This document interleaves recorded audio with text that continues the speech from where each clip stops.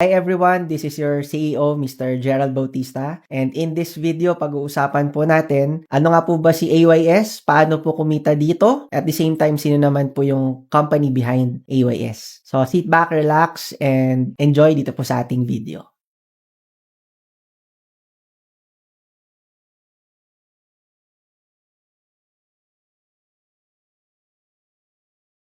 Baka po matanong ninyo, sino nga po ba ang company na nasa likod ng AYS business model? So let me introduce to you our company, Neon Network of Technologies Corporation. And in this video po pag-uusapan natin, sino nga po ba si NNT or si Neon Network?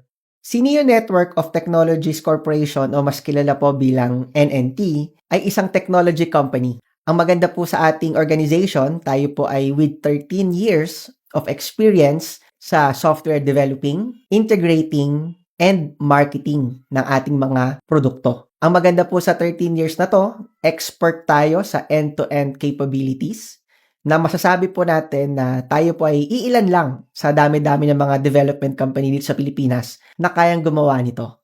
Ang maganda dito po sa NNT, these are the technologies that we are using. Ito pong mga technologies na to na nasa harap po ng inyong mga screens ay capable po tayo. Ito rin po yung same technologies na ginagamit ng mga pinakamalalaking technology companies sa buong mundo. Kaya makakaasa po kayo na kaya po nating sumabay global standard at the same time pagdating po sa expectations din ng ating mga customers. Ang mga technologies na ginagamit po natin sa languages, frameworks, database, client-side, server-side, API integration, e-commerce, blogs and forums, mobile, monitoring, and analytic tools are all on the latest technologies available. The solutions on which industries ay nagkaroon na rin po tayo ng experience mula po sa enterprise solutions, SaaS productions, e-commerce websites, minimum viable product for startups, at AI and machine learning, tayo po ay capable dito. Some of the projects na napagdaanan po natin recently, nakagawa po tayo ng waste management system, enterprise resource planning system for big companies. Nakagawa na rin po tayo ng MVPs for startups, e-commerce for celebrities, and e-commerce din po for influencers. Dagdag ko rin po itong ating mga previous projects abroad. Nakagawa na rin po tayo ng social network app for a small community ng mga graduate students. Nakagawa na rin po tayo ng messaging app. Even music app, nakagawa na rin po tayo. Tayo din po ay naging back-end developer ng isang Instagram competitor before.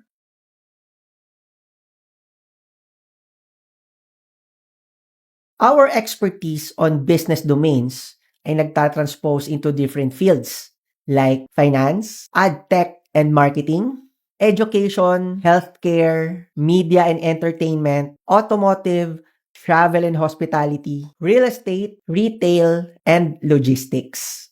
With these capabilities, we can assure you na kami po ang right partner po ninyo dito sa technology business na ito. Saan naman po ang opisina ng Neon Network of Technologies Corporation? Tayo po ay located sa 12 Saverville, Barangay Loyola Heights, Quezon City. Ang ating opisina po ay company-owned. So sinigurado po natin na hindi lang po tayo right partner pagdating sa technology.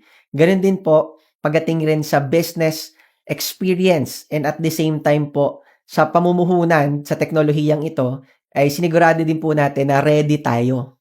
Ang maganda, ang Neon Network of Technologies Corporation po ay isang legal at legitimate na company. So these are our business permits and legalities.